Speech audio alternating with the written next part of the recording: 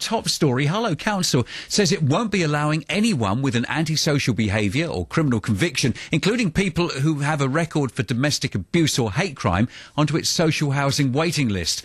The authority says it's because of a policy change, which will take effect in September. The decision has been made because the town doesn't have enough council houses to go around and has had to review who can join the waiting list and how housing is allocated. Stacey is from Unlock, the National Association of Ex-Offenders, and joins me now. Morning to you, Chris. Morning, Ray. This is fair, isn't it, to those people that are law-abiding and don't cause any problems? I think at the highest level you might think that, but when you realise that there's 9 million people in England and Wales with a criminal record, you begin to see how wide-reaching this rather general policy seems to have. I think what it raises is perhaps more questions than what it answers, because using phrases like criminal convictions might seem like a very specific policy, but that's a very broad range of offences, many of which are of no relevance to whether somebody should be eligible for council housing or not. Is there a fear that those that aren't helped with their housing could go on to carry out more crimes in the future? I mean, that's certainly part of it, although no further criminal activity can ever be excusable in that sense. But it's clear that stable housing is one of the core elements that's known to reduce reoffending. But this policy will have a much bigger impact on just people who maybe are never going to go on to reoffend anyway, but just get excluded and blocked out of council housing for offences that are of no relevance. So I think what we need to look at is a proportionate and balanced system, because I think it's clear to say that offences that involve domestic violence and hate crime, in most cases that will be relevant. I'm not saying that should exclude somebody, but it's certainly a relevant issue. The domestic violence example is a good one, in that, from what I understand, the policy will affect the household. Now, if one person is the perpetrator of domestic violence, there's clearly a victim to that situation as well, and it's not clear to me how this policy would affect, say, a woman who was the victim of an abuser in that situation. So I think there's a lot more questions that need answers to at this point in time, and this is something that we'll be following up with the council after this programme, because it's news to us about this policy.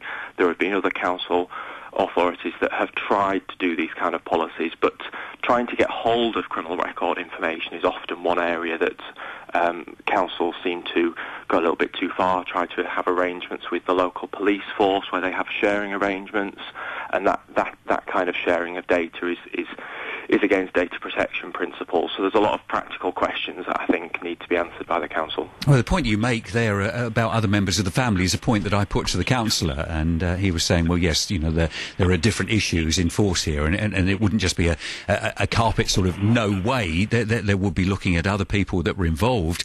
But equally, you can see the point. If somebody who's law-abiding and doesn't cause any problems is living in social housing, and they get somebody with a history of violence living next door to them, or you can just hear the conversation, can't you, Chris? Oh, they've been inside, why should they be ahead of me in the council waiting list? Of course, but it's the NIMBY, not in my backyard argument, isn't it? People with convictions. There's 9 million people in this country. I've got criminal convictions. My neighbours don't know about that. Why should they at the end of the day? Because it's of no relevance to housing or anything like that. So I think what we have to look at is a balanced approach.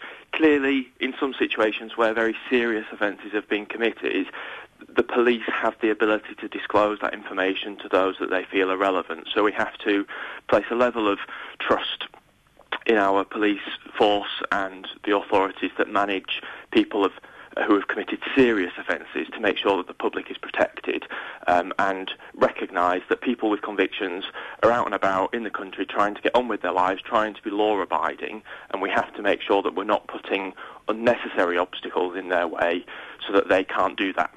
You were saying, Chris, you're going to be in touch with the council to clarify things here. Does that suggest that you haven't heard of this move being made by other councils? We have heard of this move being made by other councils in the past, and in those situations we've gone back and sought to clarify that. One example was earlier last year, a council in the West Midlands, Cannock Chase Council. They had an arrangement with Staffordshire Police, I believe it was, where they were getting information given to them without an individual's consent from the police force, Now, the police hold millions of records on people, many of whom have never been convicted of anything. There have simply been allegations made against them, and that kind of information sharing is something that certainly the Information Commissioner's Office doesn't take very kindly. So we'll be doing a similar exercise now, following it up with the Council after this programme. OK, Chris, thank you. Chris Stacey from Unlock, the National Association of Ex-Offenders.